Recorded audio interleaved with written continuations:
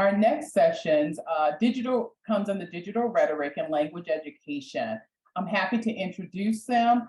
This theme, the presenters are Ina Eliseeva, who is based in Russia, and Jodi Johnson, who is based in the Mid-Atlantic. So first we'll hear from Ina, and then we will hear from Jodi. Any questions or comments that you have, please go ahead and put those in the chat as we move forward. Thank you. Ina, the floor is yours. Thank you. First of all, I would like to thank you all for having me here today. And well, that is a great honor to be here with such wonderful speakers. So brilliant ideas I have heard today. So thank you all once again.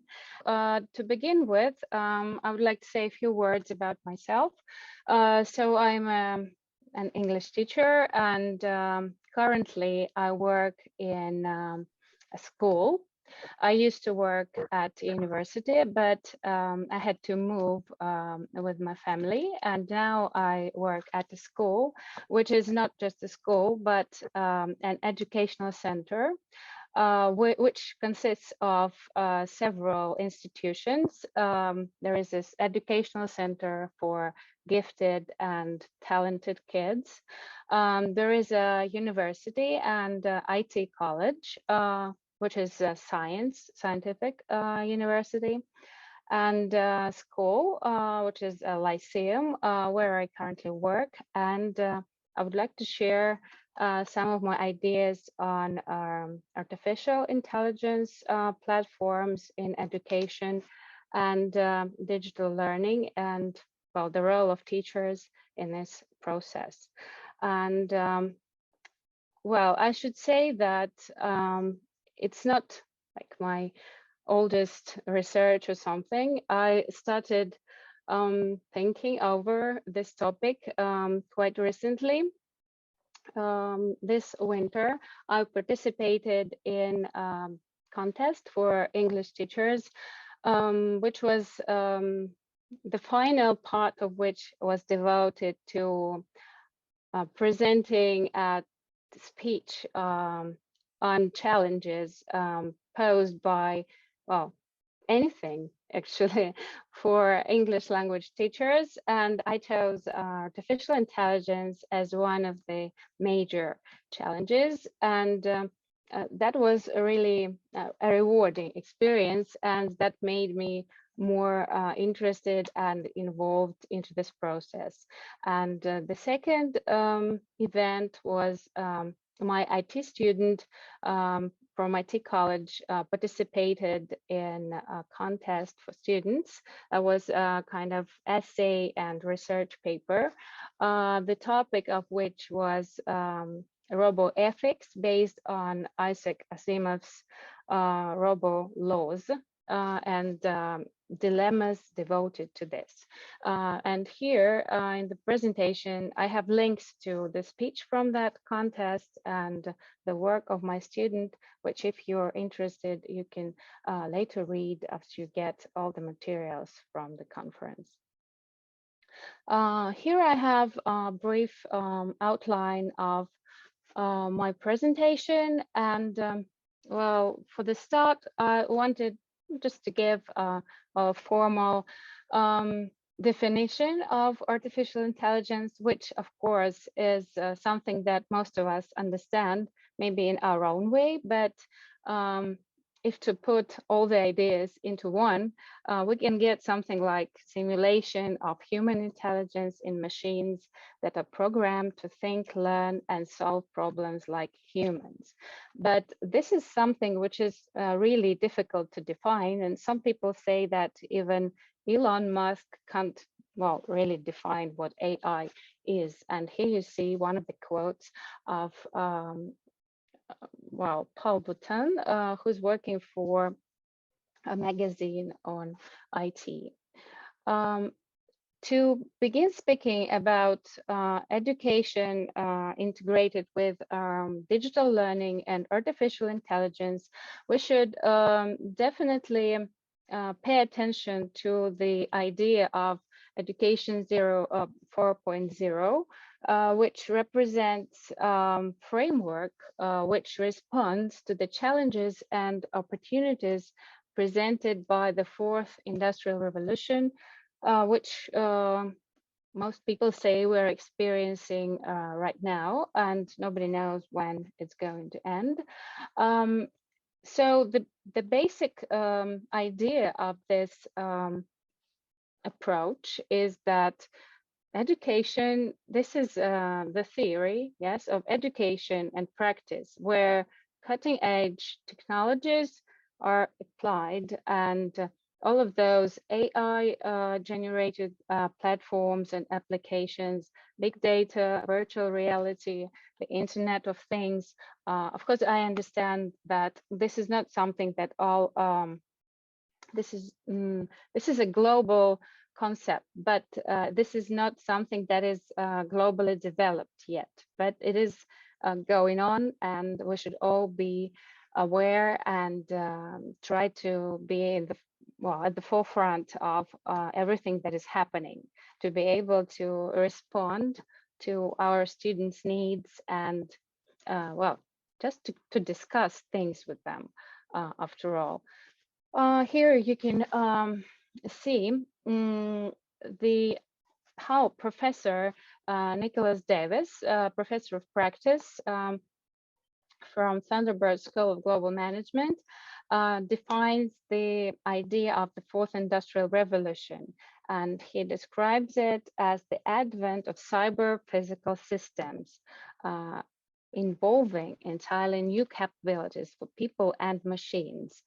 And with different examples and approaches, he mentions machine intelligence, yes, breakthrough materials, and even cryptography methods and things embodied into humans.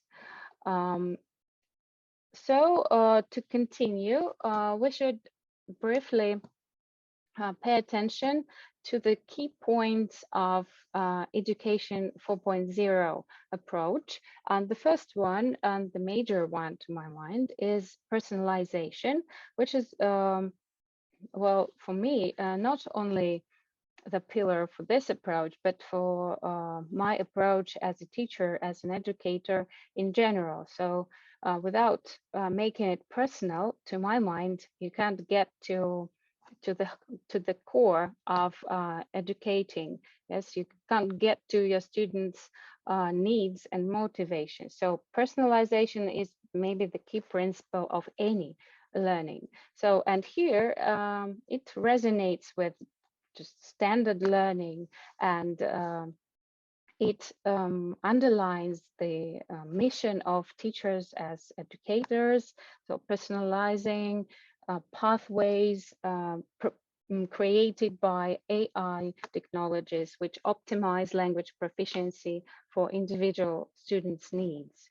The second idea of this is connectivity, which reflects and echoes with what the previous speaker was talking about global, yes, education, and most of our today's speakers in this or that way referred to globalization and getting in touch with the whole world. And of course, global language classroom is nowadays something that we need, yes, more than ever before. And it really fosters connections between learners, not only within one and the same classroom, right, but within the whole universe, within our globe, right? And this is something that they are seeking today, that our students are looking for, and that's something that really, well, should motivate them.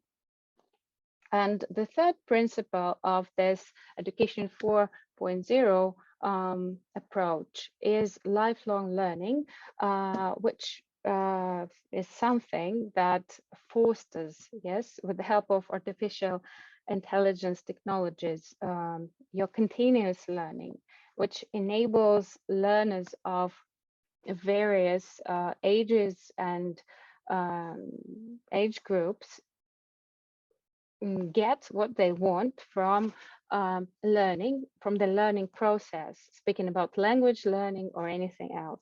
And here I'm sure that everyone maybe remembers Duolingo app that most of people use. No, some of them use it for fun even, yes, but this is something that is available to everyone, and this is something that everyone can use no matter what age the person is. To continue, I would like to pay attention to how artificial intelligence is interconnected nowadays with the majority of technologies and digital learning in general. And even when you're going online and searching something on the net, you're already interacting with artificial intelligence, because every search engine, every website is based on machine learning nowadays, and they are making it personal for you. So this is something we can't escape nowadays. Not only in learning, but in our everyday life. But one more thing which is important to understand is that nowadays we're living in the digital age, and the generations of students and children we're teaching today, they are, well, digital generations, and their habits and motivation are, well, different from our own habits and motivation systems, and we should take that into consideration. I would like to just quickly go through some of the ideas here. Of course, there can be a lot more to say. For example, changing learning habits. What can be said here? So digital generations, as I said, Zoomers or Alphas, they're accustomed to getting quick and more often visual content, which is comparing to traditional reading or writing, can't compete with instant information that they get from the net. Of course, if they have internet access. And short form content like social media posts or videos, they're really something they're, well, looking for. And if we're talking about lengthy texts, they can't hold the attention, and they can't have the same appeal as they had before. Speaking about distractions, our students, again, due to numerous digital tools and multitasking opportunities, they're really lacking concentration in general, of course. And traditional texts and materials become a little bit challenging for them because quick, and I repeat again, visual and interactive content gets their immediate response. Taking into account all of that, we come to decline in learning motivation. Again, this is only one perspective, yes, how we can see it. We're getting this decline in motivation because of the convenience of digital media, and they don't need, they don't want to to search for information. They want to get it at once. Yes, they want to get it instantly at their hand, and that is what they can do. They have internet access. Speaking about AI tools and how they can address the challenges. On the one hand, some people would say that they only can increase, yes, the lack of motivation and decrease the interest in learning and reaching for information. But on the other hand, if we're talking, and again, if we're equipping ourselves with the necessary things, with the relevant tools and platforms, we can really get to our students and get their attention and motivation. Because personalization, mental health, and even mental health and well-being, yes, can be approached to from the point of view of applications. And there are some tools, and I will give an example of a web site which can help cope with different, and this is not the only website, of course, different psychological, yes, mental situations, can analyze the person in some certain way and give some piece of advice and so on. And this is something that maybe was prompted by the pandemic, by the COVID pandemic, when a lot of people, teachers and students, were really depressed and lost at this isolation during COVID. And this is what software developers decided to, to create, yes, to help these people. And probably this is something that we can also use for our students, of course, not forgetting about involving a real human practitioner in the same situation. So there can be different productivity assistance, adaptive learning platforms, and so on. And here you can have a look at some examples of different platforms devoted to some of these problems that you could see on the previous slide. And this is the website I was talking about. This is called WellBoat, which is about your mental health, yes, and well-being.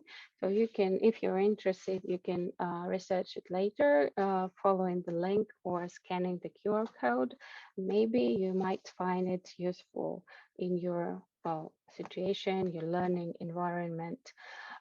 As for productivity assistance, there are also numerous, and I'm sure that each of you uses at least one productivity assistant, which can be a calendar or some organizer, planner, which helps you to timely organize your schedule. And you should also teach your students, if they can't plan their time, yes, you can help them addressing them to one of the digital organizers, which probably would be accepted positively by your students.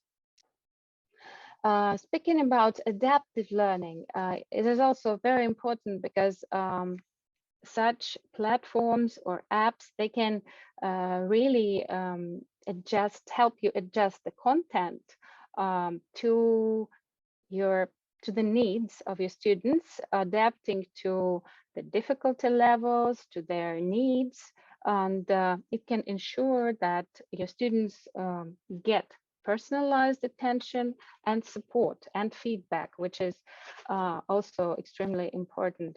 And I just would like to attract attention to Sparrow, a Smart Sparrow platform, which was developed in order to stimulate, it sounds quite absurd, but to stimulate real life learning, yes, not online learning, but real learning, because this platform tries to send your students and turn your students for the in-person communication, for the in-person experience in this or that way. Also, concerns of different educators and scientists have arisen about the AI applications and AI technologies blocking and decreasing the level of creativity in students. But if we look at this differently, yes, and if we try to develop critical thinking in ourselves, in our own students, we should always look at things from different perspectives. We can say that, on the other hand, by, for example, helping you do repetitive and time-consuming tasks, speaking about those planners and organizers, for example, AI tools may allow you focus on more imaginative aspects of our work. And to continue, I just wanted to give an example of a text-to-speech, maybe try to make it a little bit shorter because we're running out of time. So I'm sure some of you know this resource, which is called FAQ.com. It's a very interesting text-to-speech platform where you can, well, you can use any text, and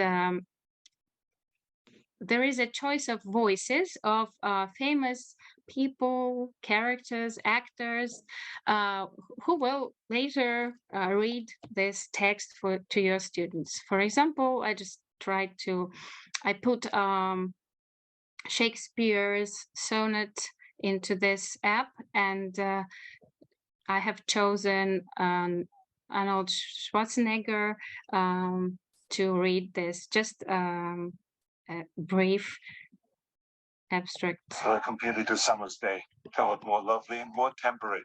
One wants to shake the darling buds of May, and summer's days have all too short a date.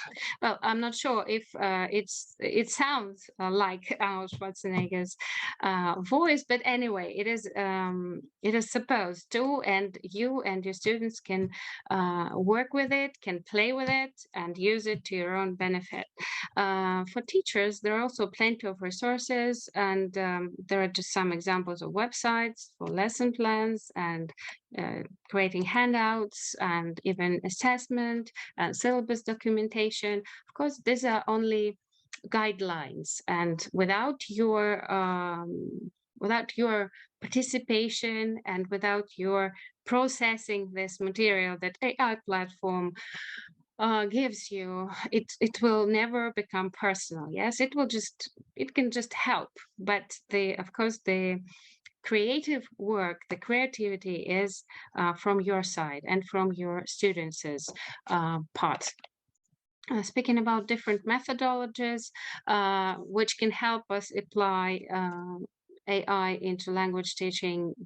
Here we can speak about blended learning, where we can combine digital tools with traditional classroom instruction, flipped classroom models, task-based learning, which has been mentioned today already.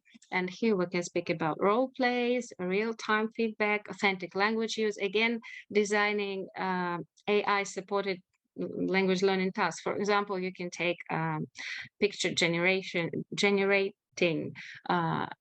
artificial intelligence platform. You can generate some pictures and you can do whatever you want. You can practice tenses with them. You can practice any grammar topic, any speaking, any role play, anything. So this is just one way of how to use artificial intelligence platforms.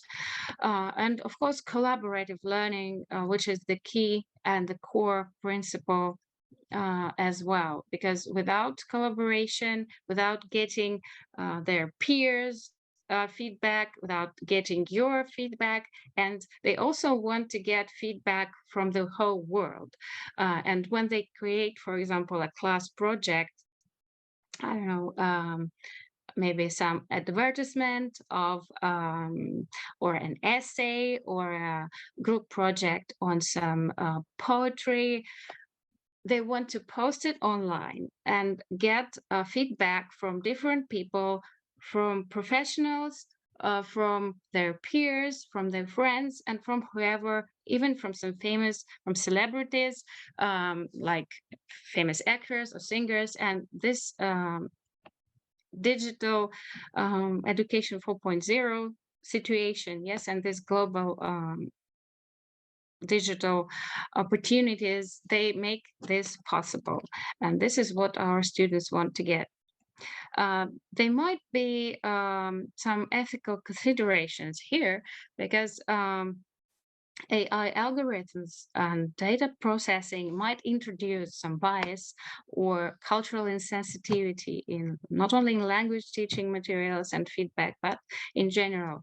That's why, and this is of course, it's not what you can do, right? But the developers and creators of AI technologies should make sure and observe various principles that I tried to enumerate here, that they use diverse and representative data for creating, yes, the database for creating this app.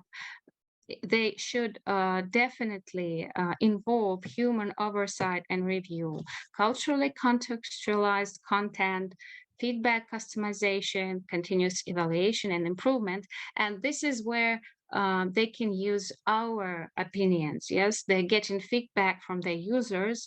We're trying to give them those opportunities to make these situations more global, right? More culturally friendly, and we're raising intercultural awareness of these artificial intelligence tools, so to say. And to finish, I would like to very briefly speak about my personal perspectives. So I understand that, again, this is not something that has got that everyone can do, but if there is an opportunity, so I can try to use artificial neural networking developed in our university, which our students use for creating chatbots and other learning tools. Well, personalization, this is what everyone can do, using AI for diagnostics, assessment, setting, reaching goals and objectives, planning and analysis. And even speaking about ChatGPT, and it already has been mentioned today, you can teach your students to use it to their own benefit. Yes, not for plagiarism. And I repeat someone's idea, which has been pronounced today, that, oh, use it for planning. Yes, it can give you an idea of how to plan your work, and let's see if you can do better and how we can improve it. We can assign ChatGPT a role of a peer, yes, and try to work with it as a peer and, well, experiment. So using AI generated tools in my lessons for fostering creativity and critical thinking. And well, I can give one more example. For example, we had a limerick creating contest, and well, we could ask ChatGPT, please, well, finish this limerick for me, right? And let's see if we can do better. So there are plenty of opportunities, and this is only our creativity and imagination which can matter. And when I was trying to finish, I remembered my speech from that contest where I said that once I heard a very interesting quote, a very interesting idea, that, and again, in this idea, I will repeat some of the ideas from today's summit. And most of our today's presenters said the same, but just different wording, that teaching, not only English, but teaching, this is an organic process, and we human teachers, well, we will remain. Yes, we will be there with them, because this is our role to create such conditions under which the participants of our organic system, they will flourish, and that system, and we as teachers, organic teachers, will create for them this environment, and that's what they expect from us. And that was Sir Ken Robinson who expressed this idea in one of his speeches. And one more idea came from Robin Williams playing Professor Keating in Dead Poets Society, when he said that we don't read and write poetry because it's cute. We read and write poetry because we are members of the human race, and the human race is filled with passion. And that's what we want to give our students. Yes, that's what we want to hold on to.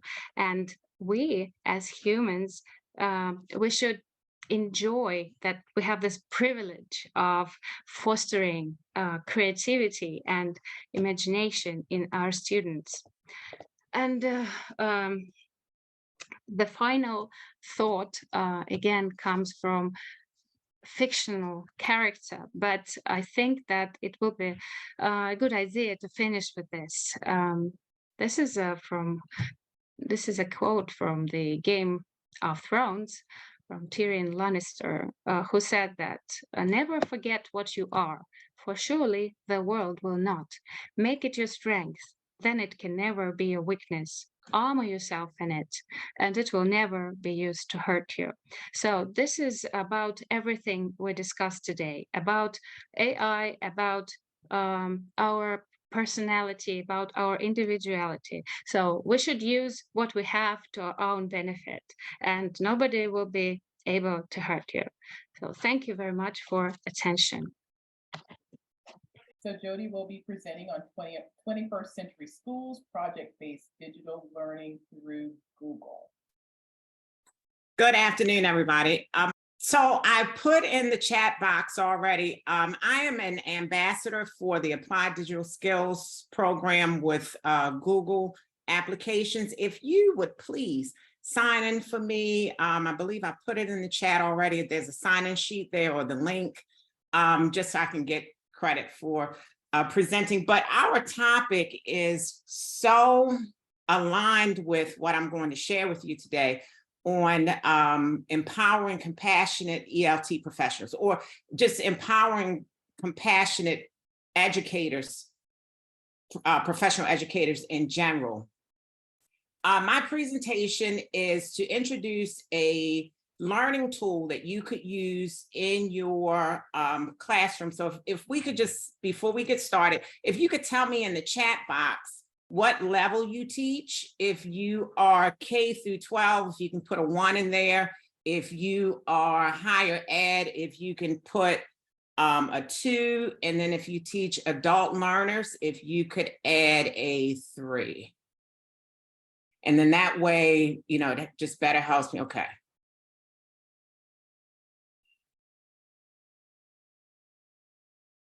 So what I'm going to share with you today is practical application of what you can use in your classroom. And it echoes, so as for the last, I'll say the last 20 minutes or so, I've rearranged my presentation because the presenters that have come before me really discussed a lot of what I'm going to go over, starting with our morning presentation about just being empathetic and teaching with the heart of love, into using the guided principles to create your lessons and create your instruction, into going into Patricia's presentation on multiple intelligence. So my presentation is going to kind of give us now a tool to use that information. So let me close this out real fast.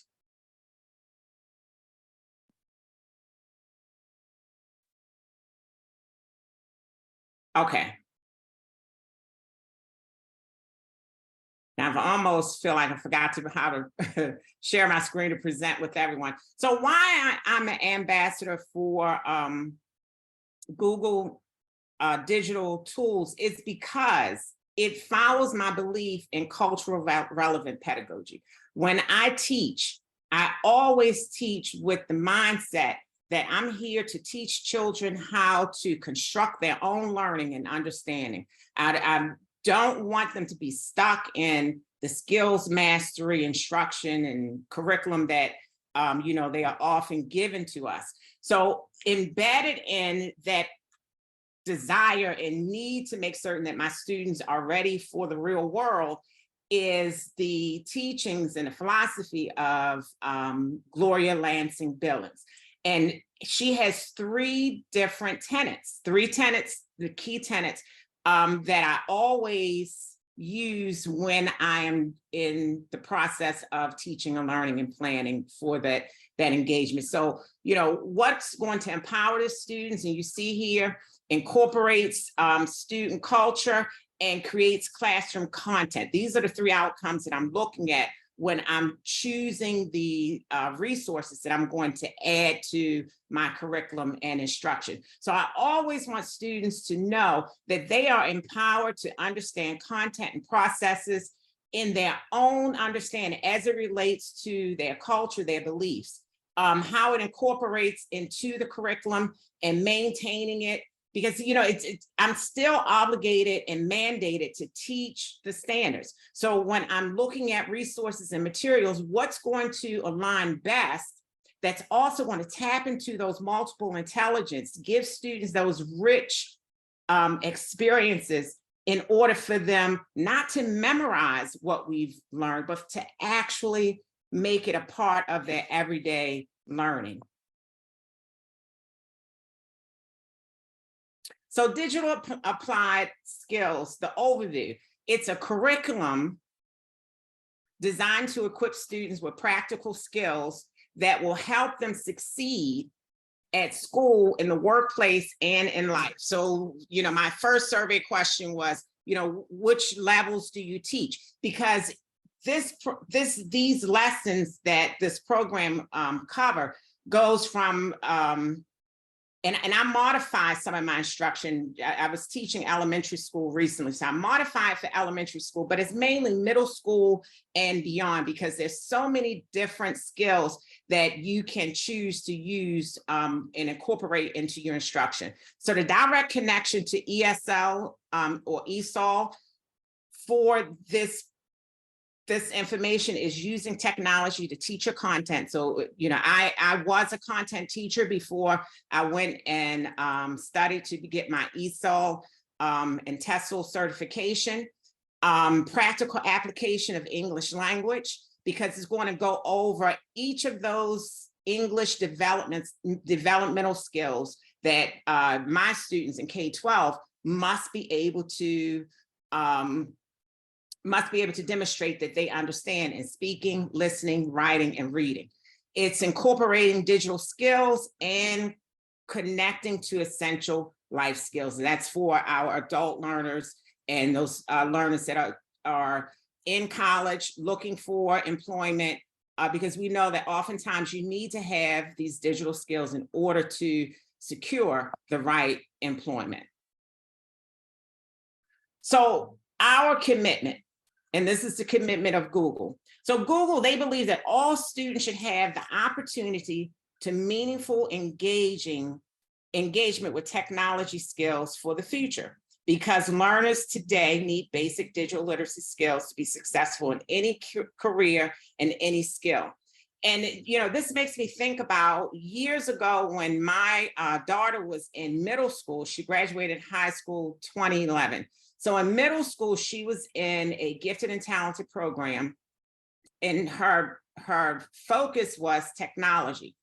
When she got to high school in our community, which is an urban community, one of the top performing schools, one thing she said was that a lot of the students did not have backgrounds in using technology. They couldn't create slide presentations. They couldn't use Excel because they had not developed those particular skills. So, you know, we know that in many areas and times when we're working with our learners, we are presented where students have not had these opportunities to engage with these type of technologies. So we want to, the reason why I dedicate my time to do a presentation for Google Applied Digital Skills is because I believe that everybody should have access to technology and able to expand their learning and understanding.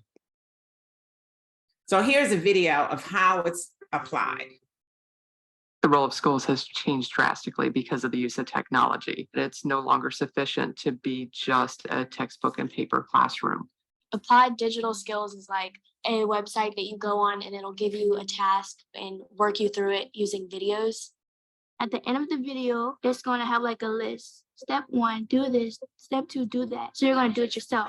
Join the spreadsheet to get out. Employers are looking for students that have the collaboration skills that a lot of them are not coming out of high school with. This program feeds right into that need. Very seldom do you have a project that engages all of your students all the time. And the applied digital skills seems to do that. We do more mostly fun activities, like I say, dream vacation, Paris, the city of love. I really want to go. The video material gives me more freedom to interact one-on-one with my kids. To have that kind of relationship with them is what makes my classroom one of their favorite classes. We can be ourselves and have fun, you know? That's why It's teaching so many of the skills that our kids need once they leave high school or even start jobs in high school, from the critical thinking to the collaboration to organization skills. All those things are wrapped into this program.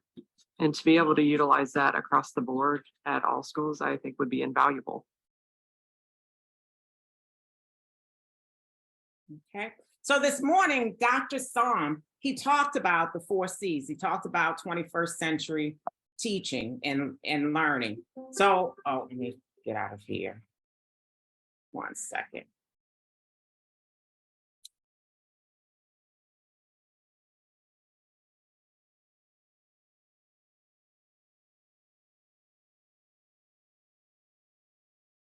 One minute. Okay, there we go.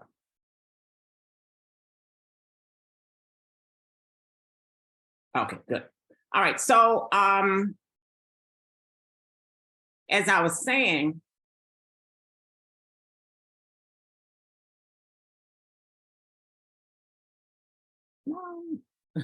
I'm sorry.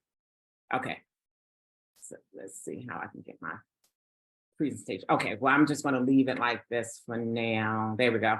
So this morning, Dr. Som, he started off and he talked about 21st century skills. So in using this program, Applied Digital Skills, it is addressing your 21st century skills. All students, all adults must be able to have learning skills. They must be able to have literacy skills, and they must have life skills. And we've heard this all morning from Dr. Som to Dr. Charles into what Ms. Arbana also spoke about, because it's about that critical creative thinking. You know, you want students to have their own thoughts and their own understanding that they can tie and be able to defend why they feel a certain way or why they think a certain thing. But you also want to make certain that they are responsible with their arguments as well. So with this program, it is constantly addressing the communication skills, the collaboration skills, creating, getting students to be creative, because the outcomes, the outputs that they're creating just demonstrates their own creativity. We have, and I'll show you in a minute, that there are rubrics built into the program from the teacher lesson plans, but ultimately students create their own work that demonstrates their own sense of creativity. And then more importantly is the critical thinking. When I started with talking about being a culturally relevant teacher, the greatest part of cultural relevancy is acknowledging that there are gaps that exist and there is not equality across the board. So what are you going to do to close those gaps? Well, you have to design these enriching, engaging lessons using guiding principles like Dr. Charles talked about today, where students can see themselves in the learning. So a part of Applied Digital Skills, there are over 100 lessons. Do I use all 100 lessons? No. Within a school year, based on my curriculum that I was teaching for the past few years, I've only used about four or five of the lessons because it aligned to my standards and it addressed what my students had to learn within the curriculum, but it gave us time to apply it and really get to know our past learning. So here it is, project-based learning. The lessons are ingrained in video curriculum, so it allows the students to be able to work step by step, independently.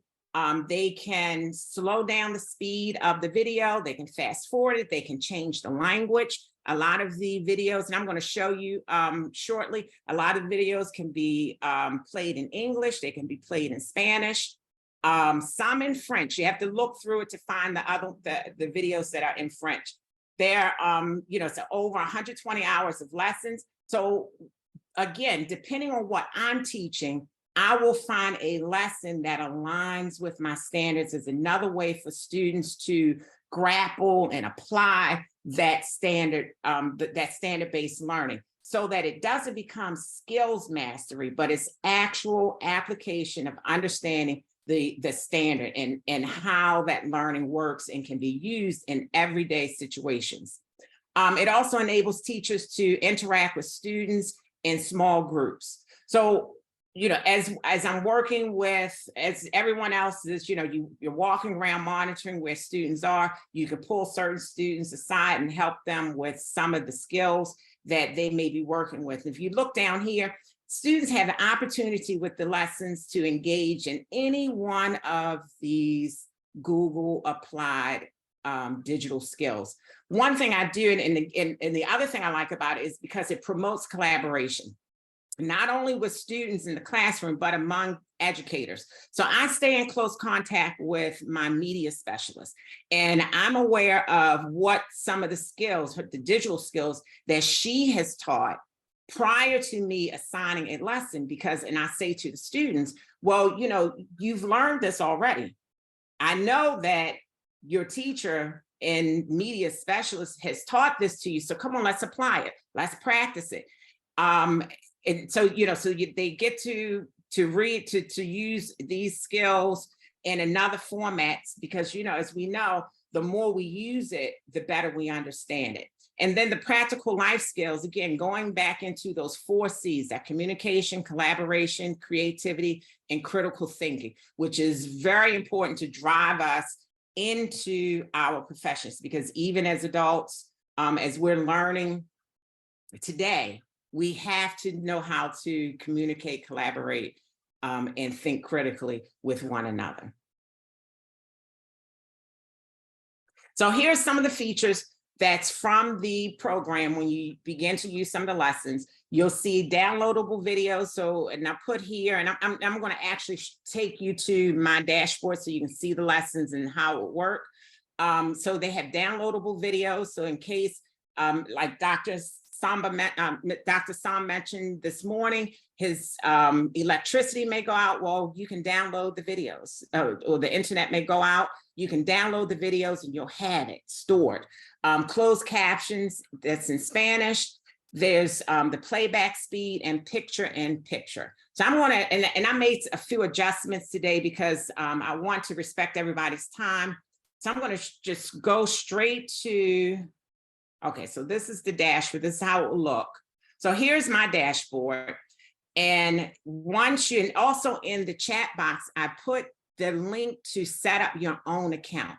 Normally when I do this presentation, it's about 1.5 hours because we take time to, to log in, set up the accounts and go through and everything. So this is just a very quick overview. But so this is your first part of the screen. What best describes you? I'm a teacher. So here's my teacher dashboard. So this is my dashboard I'm going to go to now. Okay.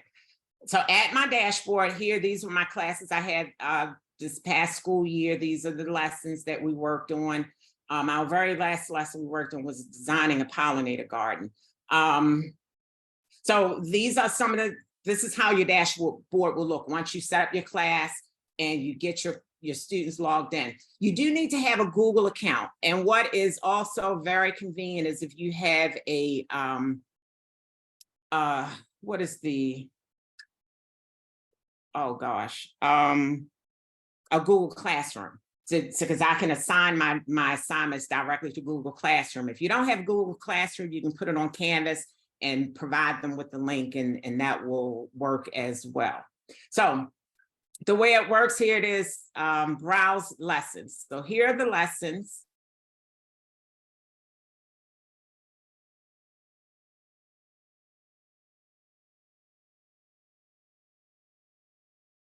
And so they have them in different categories, and then this is broken out, all the different lessons that you could use. Now I'm going to start with, at the beginning of the school year, I have adapted this lesson all about a topic to use a different digital tool, which is Book Creator. But it's about the same principle. And it gets into, again, what we've been talking about all day with organizing your lessons with empathy and compassion to get to know your students. Who are your learners? So with this particular lesson, this is a lesson on, the students will be learning how to use a slide presentation. And here they will be introducing themselves. So you can have the questions set up for them to talk about different aspects of their cultures, things that they do, what they like to learn, to read. I believe earlier today, one of the presenters, said to ask them about who are some writers and poets that they like and learn. And you get, and my students for the past few years have been fifth graders.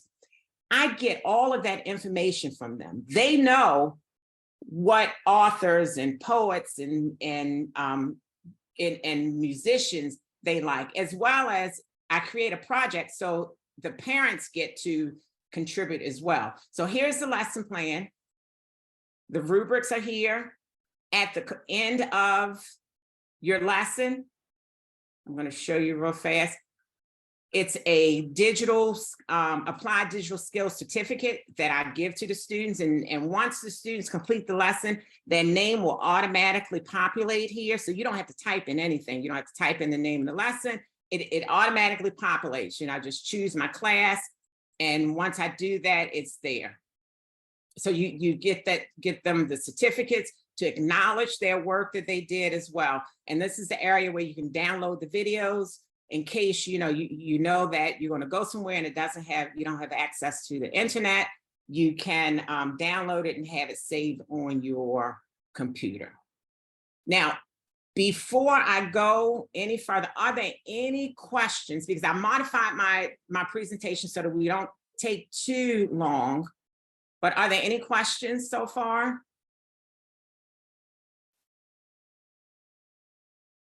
Okay. So this is, again, one of the sample lessons that you can choose. And then the other thing, let me go back to my dashboard. How do I monitor to know where students are and what they're doing? Down here, this allows me to monitor where students are. So you have people and then the lesson. So I can click on a lesson. And I'm not going to fully open it because I don't want to expose students' names. But here I can see from my dashboard, okay, so writing a song lyric, how many students, what's their progress? So I have 5 students here who did not fully complete it. Then I have 6 students here that completed the entire lesson.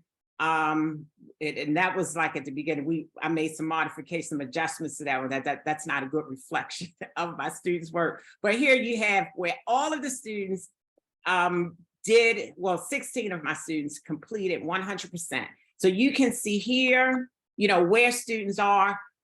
If I click on activities viewed, and I don't want to show that, but one column that has the students' names, and then the next column it will show you, let's say that there's 8 parts to the lesson in videos, or 8 different lessons that they have to watch. Well, it's going to show you how many videos the students have watched. So this helps me to keep everyone accountable during instruction.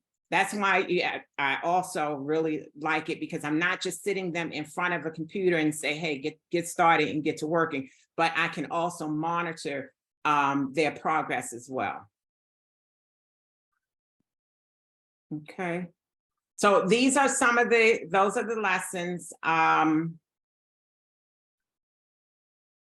Yes, and I think I have basically gone over what I think is necessary for this presentation at this point in time, because I want to be respectful of your time as well. Let me just make sure I've covered everything. So most importantly, using applied digital skills is going to address our 21st century learning skills. Let's see. All right, so now, yes, I'm going to go back here. So it's going to address the 21st century skills. You know, preparing our students to have those learning skills of being a critical, creative thinker, and the collaboration and communication that you need, not only for school, but also for the workplace. It helps with the literacy skills, especially if you're in programs where you're still testing students for in those 4 English language development areas of reading, speaking, writing, and listening. It reinforces, you know, when you listen to the videos, it helps them to understand the communication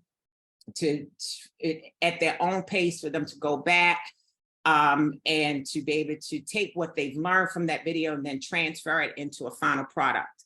And then finally, those life skills. You know, it teaches flexibility, leadership, initiative, productivity, and social skills, because you have to take the initiative to know how to utilize the all of the skills that's in there in order to properly do the lesson. And one, now I see I have a couple of questions. One last thing I realized I did not show you is, so I'm going to go to this one lesson, let's say celebrating Black history, and I have a project I'm going to show you real fast that a student did.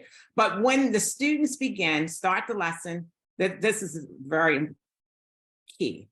So here you have, this is an example of the video, but right here, this is where students, you can download, you can put the captions in. So I'm going to, say I'm going to do the captions in Spanish. Then I can also change the language to Spanish, and I can change my speed. So let's. Bienvenido a explorar un tema. Celebre la historia afroamericana. So that's slow. En esta lección, aprenderá explorando por su cuenta, luego Change enseñando a sus compañeros de clase e incluso a su maestro. And that's fast. Esta actividad So Explora students have Topic the trata sobre ability la to historia control their own afroamericana. learning and understanding. Puedes trabajar. And the most important thing, which I really like, because I'm still a hard copy person, paper, where I have to like hold it or see it or something. I can't do screen by screen. Well, look at what this does. So I can now take that screen. Here it is. Welcome down here to Explore Topic, Celebrate Black History. And go In this to lesson, whatever. you will learn So if it requires on me your to go own. to Word Then, or by requires me, teaching but I your can classmates work as I'm and watching even your teacher. and then follow This the steps. Explore Topic activity. This is where about or Black why I selectively choose the digital tools that I want my students to engage with, because it's about empowering. It's not about just wasting time and filling in, the minutes, but it's what can I get? What is the greatest experience my learners can get from the material that I'm providing to them? And then as I close, as we've been talking so much, I just want you to see, we've been talking about empathy and making certain that students understand and giving student choice and voice. This is one of the lessons. It came from one of the lessons about creating a card.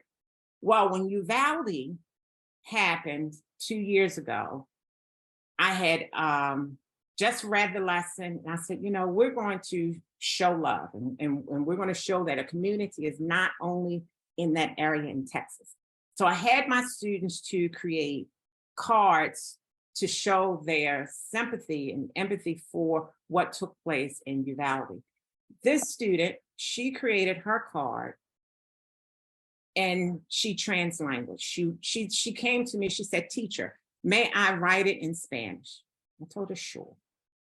So she created her sympathy card. She wrote it in Spanish. And just to make the greater connection, she has, you know, she knew the community because she was Hispanic. And she added the images that she felt would connect. And she added and I showed the video this year to one of my, to a class, and you know, it was just so touching. She added the video. Jodi, I'm sorry. Yes. Can you So I'm sorry, we're out of time. So okay. I'm thinking maybe we can provide links, your email address in the chat, and get any other comments or suggestions or questions from the chat, because we are out of time. I apologize. Oh, no worries. So I just, you know, these are just 2 student samples of what students were able to create as a result of applied digital skills. I have placed the link. I'm going to stop my share. I have placed the link in the chat box to set up your own account. It's very easy to do. If you have any questions or anything, my email address is on the list of presenters. Feel free to reach out. I believe it's very worthwhile to get to know and to implement into your classroom. Thank you so much, Dr. Johnson, for promoting cultural relevancy through digital learning in 21st century schools. All the information that you presented was so super practical. So I know that people will continue to actually reach out, and we look forward to having you present on a larger stage soon. So thank you.